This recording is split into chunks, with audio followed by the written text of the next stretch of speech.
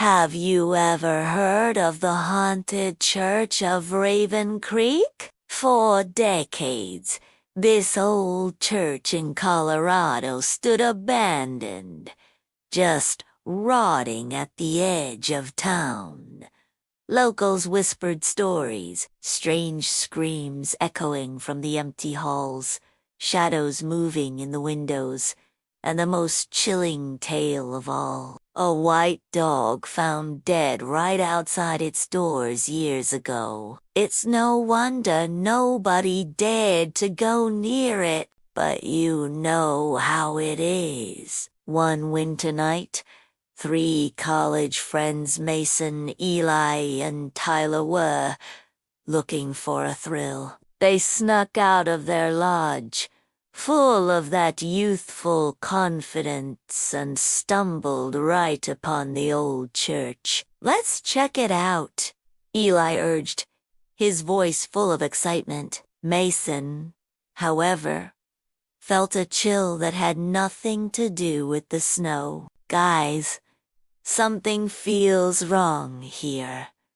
But peer pressure won, and the other 2 pushed their way inside. The air hit them first ale, thick and heavy. It smelled like decay and forgotten things. Massive cobwebs hung like ghostly decorations in every corner. As they stepped further in, their flashlights started to flicker wildly, and then a swarm of bats exploded from the rafters, their leathery wings beating against the sudden silence. "Okay, that's enough for me," Mason said, his voice trembling. "We saw it.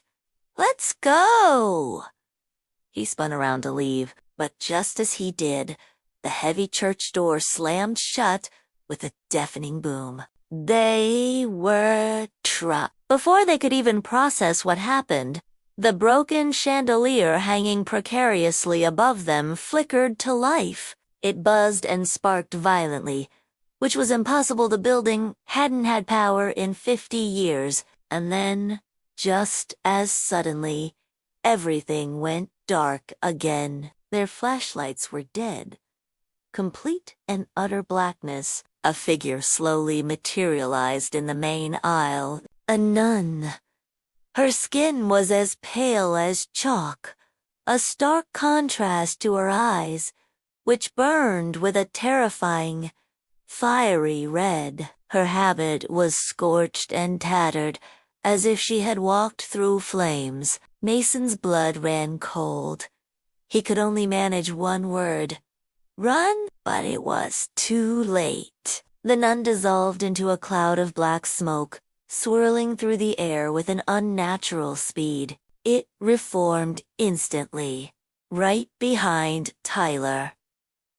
His body contorted, bending backward at an angle that wasn't humanly possible. His eyes flared with that same demonic red light, and his skin turned a ghastly white, as if every drop of life was being drained from him. "Tyler," Eli whispered in horror. The thing that was once his friend let out an inhuman hiss and lunged at them like a rabid animal. Before they could even react, the nun was on them again. Smoky, ethereal fingers wrapped around Eli's throat, lifting him effortlessly off the floor. He choked, his feet kicking uselessly in the air, gasping for breath. Mason panicked. He fumbled in his pocket, his hand closing around the only thing he had, a small silver bracelet with a tiny cross charm, a gift from his grandmother. It was all he could think to do. "Let him go," he screamed, summoning every ounce of courage he had. He lunged forward and slammed the silver cross against the nun's smoky wrist. A blinding blast of white light erupted, tearing through the darkness of the church, and the nun collapsed to the floor, a dark, viscous liquid pouring from her chest. Then the chaos stopped. A warm, gentle glow began to fill the room, originating from the altar. A ghostly figure of a priest appeared, his form translucent and calming. "My child," he said, his voice soft and kind, "your courage has freed her. Her soul was trapped here, tormented for years."